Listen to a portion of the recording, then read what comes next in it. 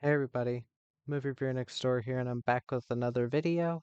And this time, it's been a while since I've done a few haul videos. I'm gonna try to do three tonight because I've had some hauls that I haven't been able to really show off. And I'm working on cleaning out my room, so just want to get these on video so people know what I have, and maybe one day in the future I'll do a couple streams where I go through my entire collection.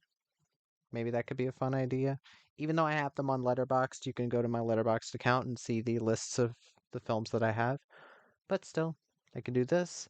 I have two Gruv uh, trips worth of stuff in here. One of them was a small one, but the other one was pretty decent. So I'm gonna start with I'm gonna start with older movies into the newer releases, and then anime, TV shows, and then something pretty interesting at the end. But let me start with this Roadhouse. I love this movie. I think it is an essential piece of 80s action filmmaking, even though, again, it's not like super martial artsy or super shooty shoot. It's more kind of bar brawling, which is a lot of fun in this film. It doesn't take itself extremely serious. It has fun with it, and I'm glad that I now have it on Blu-ray.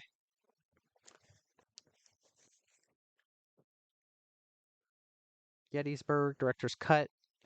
I have never seen this. I saw it for pretty cheap. I've heard good things about it from people. The just the cast itself, freaking Tom Berenger, Jeff Daniels, Martin Sheen, Maxwell Caulfield, C. Thomas Howell, Stephen Lang. It's and Sam Elliott. Just an insane cast, and I'm really looking forward to watching it. Man from Uncle.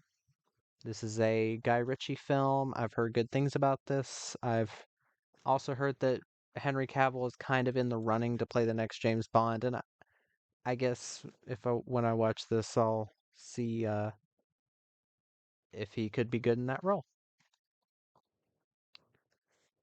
This film, I know a lot of people don't care for this guy, but I love him to death. Clint Eastwood.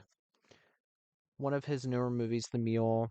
He directed, starred in it. I think wrote and did the score as well. No, not the score. Um, Produced and directed by Clint Eastwood and starring. Um, Clint Eastwood is fantastic in this. It may be kind of a run of the mill story. It may not be the most original, but I think Clint Eastwood knows how to direct like no one's business. I think he's a fantastic director. He directed one of my favorite films of all time, Changeling, a very impactful movie, and this film is very impactful as well. So I recommend everybody watch this. Somewhere in Time, one of my favorite films of all time. I always find it just a breathtaking experience. Christopher Reeve gives one of his best performances. Jane Seymour is very endearing as well. Christopher Plummer. Um, just a very tear-jerking movie. Finally, I have it on Blu-ray now. Apparently, it's gotten a documentary on the Blu-ray, which is nice. And I am so glad to finally have this on Blu-ray. Another one of my favorite films, Overboard. This is my favorite comedy of all time. Goldie Hawn and Kurt Russell are fantastic in this. Roddy McDowall as well. Pretty much everybody is fantastic in this. Very funny movie, very uh, kind of goofy funny, but it proves that you don't have to have an R-rated movie to push some boundaries and actually be fucking hilarious. Um, if you're into kind of off the wall, goofy comedies, then you'll love this. I do wish it had some features, like some behind the scenes shit, but I'm at least glad to have it on some type of media. And these next two were theatrical movies that I hadn't seen yet, and they were pretty low priced, so I went ahead and sprung for them. There was Stillwater. Apparently, this is a really well done thriller. Apparently, Matt Damon's really good in it. So, guess I'll see. And Vengeance, starring BJ Novak. Written, directed by BJ Novak. So, I'm guessing this is kind of a passion project. Um, Ashton Kutcher is in it. So, can't wait to watch it. Next are a couple anime that I got. Dead Man Wonderland complete series. Um, I can't remember if I've seen the entire thing before. If I didn't, I got close to finishing it. I remember really enjoying it.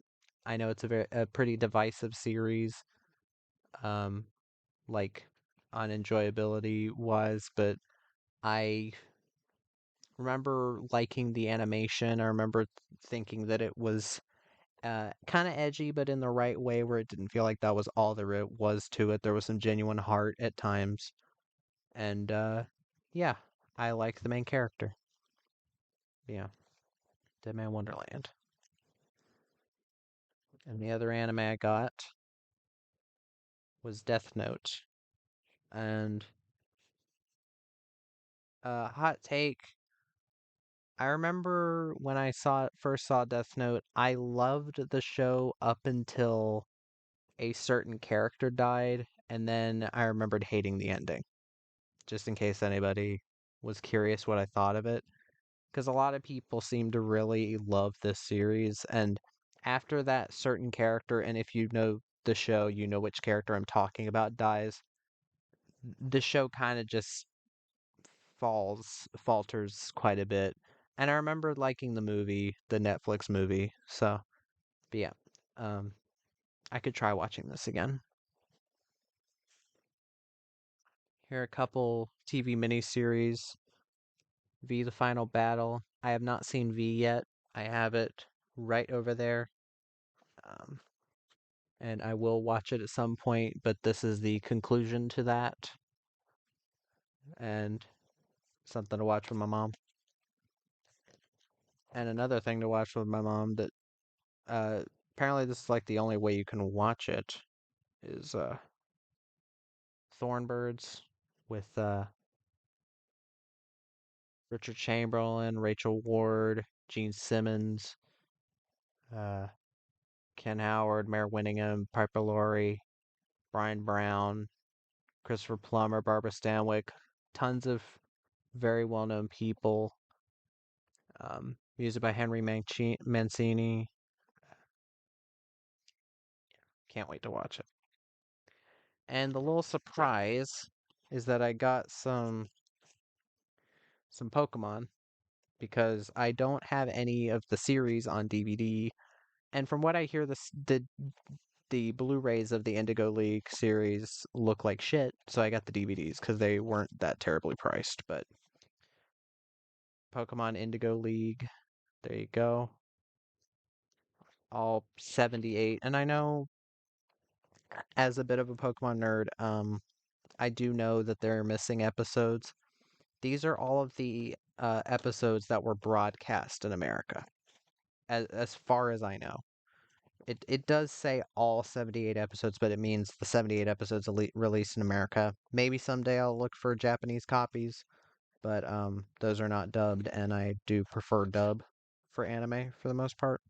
So, yeah. As far as I know, I don't think these have special features. I think it's just the show, but what are you gonna do? Still nice to have the first season. And then I got Adventures in the Orange Islands. I do remember watching this all the way through without seeing all of Indigo League. Back when I was a kid, I watched a lot of the Indigo League seasons, like when they came up on TV. Um, and I know a lot of people consider this a filler season.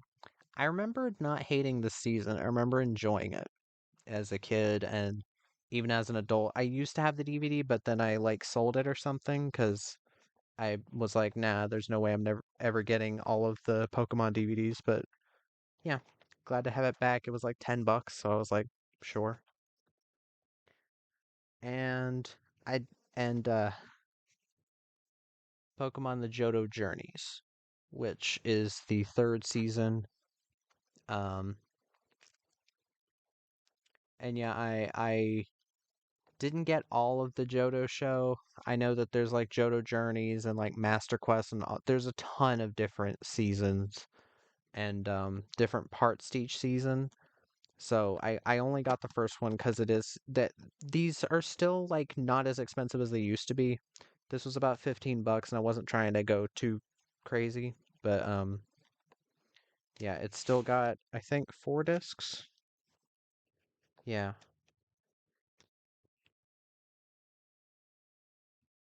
4 discs. But yeah, I can't wait to watch the Pokemon series at some point. But yeah, that is my haul, my 2 hauls from Gruv. Um, Hope everybody enjoyed it. If you've seen any of these films, let me know what you thought in the comments. Again, always looking for recommendations on movies to watch and movie review next door.